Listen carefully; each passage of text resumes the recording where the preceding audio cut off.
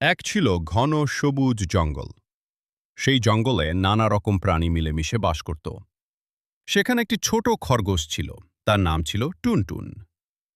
টুনটুন ছিল খুব সৎ, দয়ালু এবং পরিশ্রমী। একই জঙ্গলে একটি শিয়ালও থাকত। তার নাম ছিল ফোসা। ফোসা ছিল খুব চালাক, কিন্তু সে প্রায়ই অন্যদের ঠকিয়ে নিজের লাভ করার চেষ্টা করত।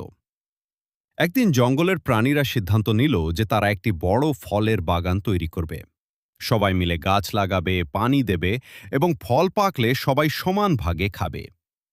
টুনটুন প্রতিদিন সকালবেলা উঠে গাছে পানি দিত। বানর, হরিণ, কাঠবিড়ালি সবাই পরিশ্রম করত। কিন্তু ফোসা শিয়াল কোনো কাজই করত না।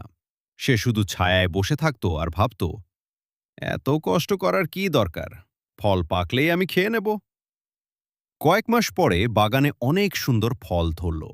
লাল আপেল, মিষ্টি আম, কমলা আর জাম দেখে সবাই খুব খুশি হল। সেদিন রাতে ফোসার লোভ জেগে উঠল। সে চুপি চুপি বাগানে ঢুকে অনেক ফল চুরি করে নিজের গুহায় লুকিয়ে রাখল। পরদিন প্রাণীরা দেখে অনেক ফল নেই। সবাই খুব চিন্তিত হয়ে পড়ল। সিংহরাজা বললেন, যে এই কাজ করেছে সে আমাদের সবার সঙ্গে অন্যায় করেছে। কিন্তু কেউ বুঝতে পারল না ফল কে চুরি করেছে। টুনটুন খরগোশ বিষয়টি নিয়ে ভাবতে লাগল। পরের রাতে সে বাগানের পাশে লুকিয়ে পাহারা দিল। মাঝরাতে সে দেখল ফোসা শিয়াল আবার ফল তুলছে। টুনটুন